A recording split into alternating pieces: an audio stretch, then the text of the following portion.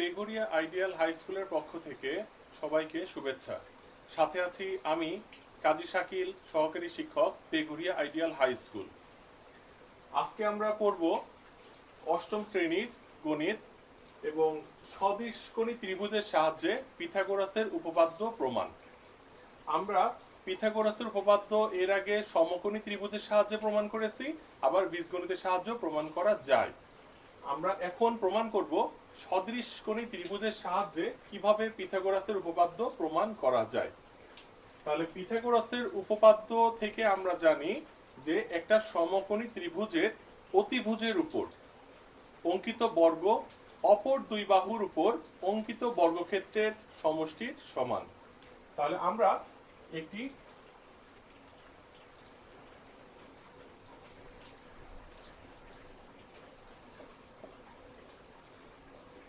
সমকোণী ত্রিভুজ নিয়ে নিলাম যার কোণ সি হচ্ছে 90 ডিগ্রি।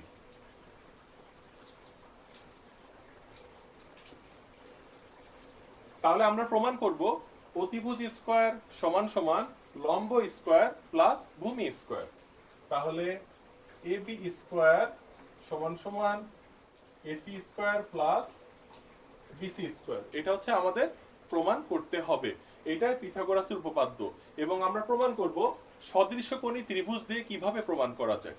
তো এবার সদৃশকোণী ত্রিভুজটা দেখি। সদৃশকোণী ত্রিভুজ কাকে বলে? দুইটা ত্রিভুজের যদি একটি ত্রিভুজের তিনটা কোণ অপর একটি ত্রিভুজের তিনটা কোণের সমান হয় তাহলে ত্রিভুজ দুইটাকে আমরা সদৃশ বলতে পারি। তাহলে সদৃশকোণী ত্রিভুজ প্রমাণ করতে হলে আমাদেরকে অবশ্যই দুইটা ত্রিভুজ লাগবে এবং এইটা যেহেতু 90 ডিগ্রি নিয়েছি আমাদেরকে আরেকটা ত্রিভুজ নিতে হবে যে ত্রিভুজের কোণ 90 ডিগ্রি। আর 90 ডিগ্রি নেওয়ার জন্য আমরা কি করব, সি থেকে এ বি এর উপর একটা লম্ব টেনে দিলাম, সেটা হচ্ছে ডি বিন্দু দিলাম। যেহেতু ডি লম্ব এঁকেছি তাহলে এটাও 90 ডিগ্রি, এটাও 90 ডিগ্রি। তাহলে আমরা এই জায়গাটায় তিনটা ত্রিভুজ পেয়েছি, একটা এ সি বি যার সি কোণ 90 ডিগ্রি, এ ডি সি যার ডি কোণ 90 ডিগ্রি, আবার বি ডি সি যার ডি কোণ 90 ডিগ্রি। এখন আমরা এই প্রথমে বড় ত্রিভুজের সাথে যে কোনো একটি ত্রিভুজকে নিব, এর পরের বার আবার বড় ত্রিভুজের সাথে ছোট্ট আরেকটি ত্রিভুজকে নিব। এই দুইটা ত্রিভুজের মধ্যে সদৃশ প্রমাণ করে তারপরে আমরা আসব পরের ধাপে।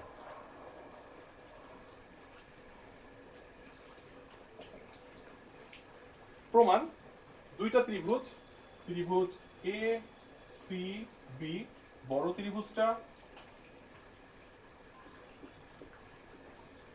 আমরা ছোট করে ত্রিভুজ দুটাকে আঁকায় নেব যাতে আমাদের বুঝতে সুবিধা হয় এবং আরেকটা ত্রিভুজকে নেব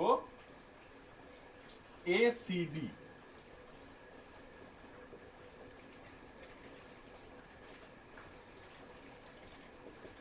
এই দুইটা ত্রিভুজের মধ্যে এখন আমরা সদৃশ প্রমাণ করব। সদৃশ প্রমাণ করতে হলে আমাদেরকে তিনটা কোণকে সমান দেখাতে হবে। তাহলে এক নাম্বার শর্তে আমরা আগে দেখে নিই যে এইখানকার সি কোণটা হচ্ছে 90 ডিগ্রি। তাহলে নতুন যে ত্রিভুজটা নিয়েছি এ সি ডি, এই ত্রিভুজের 90 ডিগ্রি ছিল ডি, তাহলে সি যে পাশে আছে আমরা ডি কেও ঠিক সেই পাশে বসাই দিলাম। তাহলে আমরা লিখতে পারি কোণ এ সি বি সমান সমান কোণ এই ডি কোণটা। তাহলে আমরা এইটা লেখার আগে একটু নামটা মিলাই নি। এবার এই দুইটা ত্রিভুজের মধ্যে যেই কোণটা কমন, এ সি বি এই ত্রিভুজের এ কোণ, আবার এ সি ডি এই ত্রিভুজের এ কোণ, দুটোর ক্ষেত্রে এ কোণ আছে, তাহলে এ কোণের জায়গায় আমরা এ কোণকে লিখলাম আর বাকি থাকলো এ সি ডি এর মধ্যে এটা হচ্ছে সি। তাহলে এইখানকার সি কোণ 90 ডিগ্রি, এইটার ডি কোণ 90 ডিগ্রি। তাহলে আমরা এবার লিখবো এ বি সি সমান সমান 90 ডিগ্রি। এবার দুই নাম্বার শর্ত, যেহেতু এই কোণটা হচ্ছে কমন, এইটার এই কোণ আবার এইটারও এই কোণ, তাহলে এই এ কোণ এবং এই কোণ দুইটাই সমান। তাহলে আমরা এবার লিখবো কোণ সি এ বি সমান সমান কোণ ডি এ সি। তিন নাম্বার শর্তে এবার যেই কোণটা বাকি আছে সেটাকে আমরা বলবো অবশিষ্ট কোণ। তাহলে এটার অবশিষ্ট কোণ বি, এটার অবশিষ্ট কোণ সি। তাহলে এই দুইটা কোণ এবার সমান হবে, কারণ আমরা জানি একটি ত্রিভুজের দুইটি কোণ অপর একটি ত্রিভুজের দুইটি কোণের সমান হলে বাকি যে কোণটা থাকে সেটাও অবশ্যই সমান হতে হবে।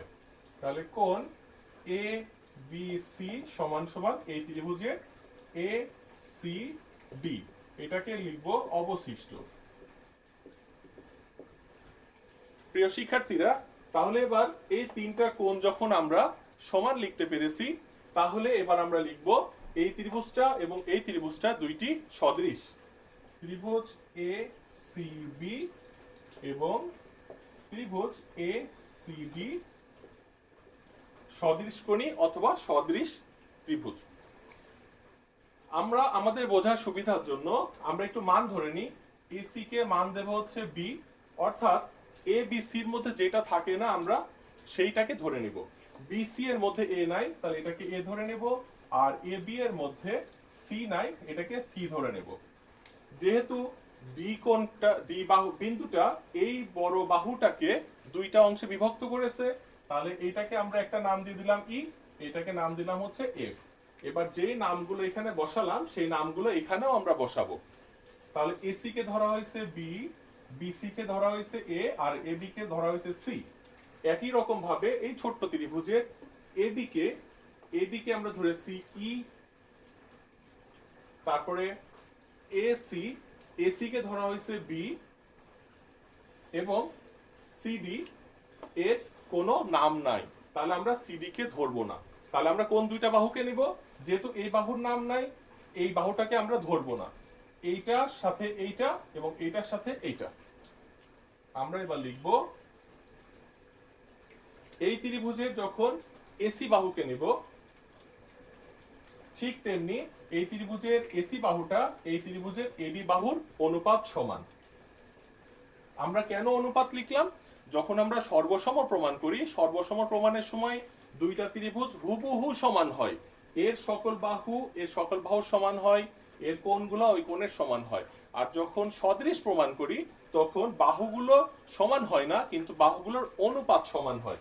তাই আমরা এসি বাহুর সাথে এডি বাহুর অনুপাত নিলাম, এবং এইটার এবি বাহু এর অনুরূপ এসি বাহুর সমান। যাকে যে ত্রিভুজটাকে উপরে রাখবো সেইটাকে সবসময় উপরে রাখতে হবে। তাহলে এবার এখানে দিলাম এবি, এটা এই বাহুটা, আর এইটার এসি বাহু।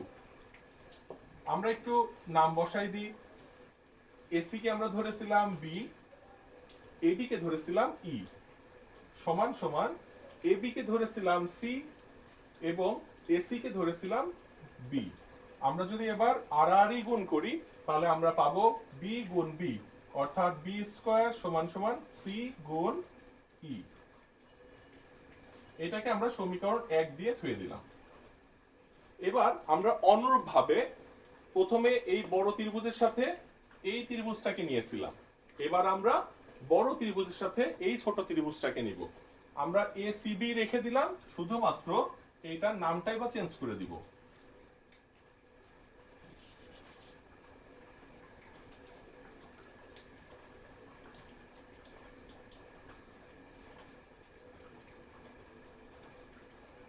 এটাকে দিলাম এ সি বি, এবং এবার এই ছোট ত্রিভুজটা আমরা আবার দেখি, এইখানটার সি কোণ ছিল 90 ডিগ্রি, এবার ছোট ত্রিভুজের এই ডি কোণটা 90 ডিগ্রি, তাহলে সি যে পাশে আছে ডি কেও আমরা ঠিক সেই জায়গাটায় স্থাপন করলাম।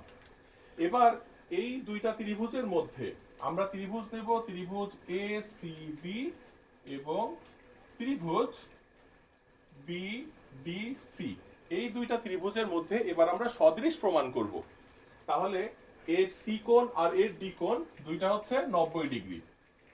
এবার এ সি বি ত্রিভুজের মধ্যে বি কোণটি আছে, আবার বিডিসি ত্রিভুজের মধ্যে বি কোণ আছে, তাহলে আমার বি কোণটা হচ্ছে দুই ক্ষেত্রেই কমন। আর বাকি থাকলো কে? বিডি, এখানে হচ্ছে সি। তাহলে 1 নাম্বার শর্ত আমরা পেলাম কোণ এ সি বি সমান সমান কোণ সি ডি বি সমান সমান 90 ডিগ্রি।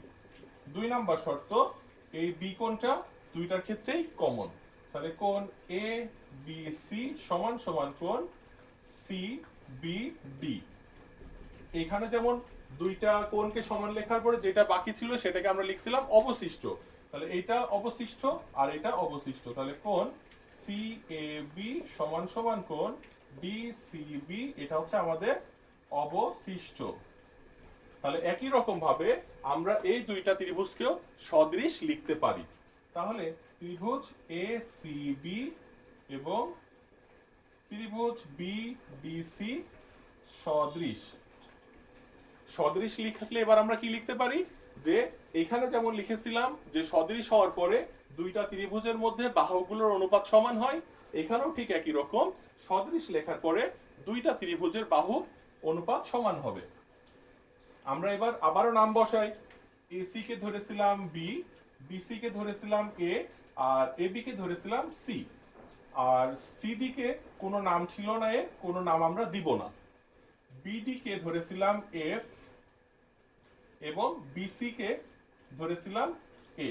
তাহলে আমরা কোন দুইটা বাহুকে নিব, যেহেতু এই বাহুর নাম নাই, এই বাহুর সাথে এই বাহুর অনুপাত আমি করতে পারছি না, তাহলে অবশিষ্টে যে দুইটা বাহু আছে সেই দুইটা বাহুর অনুপাত আমরা এবার লিখব। তাহলে এই বাহুর যদি আমরা বিসি কে নিই, তাহলে এইটার অনুরূপ বাহু হচ্ছে বিডি, তাহলে বিসি এবং এর অনুরূপ বাহু হচ্ছে বিডি। একই রকম ভাবে এর যদি আমরা এবি বাহুকে নিই, তাহলে এর অনুরূপ বাহু পাচ্ছি সিবি বা বিসি, তাহলে এবি এবং এর অনুরূপ বাহু হচ্ছে বিসি। আমরা এবার মান বসাই।